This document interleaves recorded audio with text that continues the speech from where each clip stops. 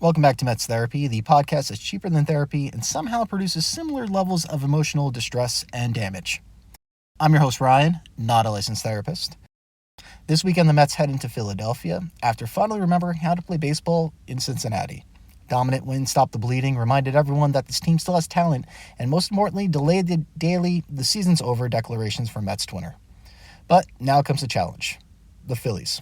Because apparently baseball gods decided that the reward for getting back on track should be a weekend in Philadelphia against one of the best teams in baseball. So, let's get into the 5 keys to the game. Let's start today's session.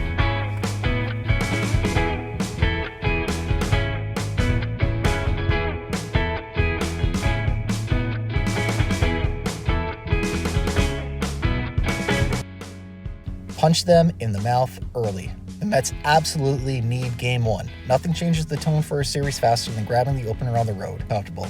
They lose today, and we're immediately looking at how the Mets are buried again. We got to get the first punch in and make the Phillies respond. They got to keep riding the hot bats. When the offense have looked good, it's been really good, and a few guys have really carried the load. Soto's doing Soto things, Bichette's staying hot, Benj continues to look more and more like a player who belongs at this level.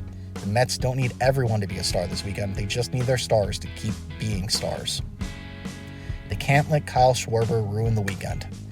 Every Mets fan knows exactly what I'm talking about. There's always one Philly hitter that seems to be determined to make life miserable, and Schwarber has built an entire career around crushing dreams at Citizens Bank Park. They got to pitch carefully. They can't let him get some free opportunities. If he beats us, they just can't. They can't let him beat us. They need to make somebody else. Bryce Harper? I don't know what he's been doing this year. Why don't we find out? Let's walk Schwarber every time. Don't even give him a chance. They need to get some length from their starting rotation. I can't keep saying this enough. The bullpen has done some heavy lifting quite lately. And I don't know, maybe they might even qualify for some workers' comp, to be honest with you. The Mets really need their starters to go deep into the games. 6 innings should be a minimum every single night. The bullpen becomes a completely different weapon when it's protecting leads instead of trying to survive after 4 innings. They need to bring some energy. And this one sounds simple, but it's actually huge. The difference between a good Mets team and a frustrating Mets team is often energy.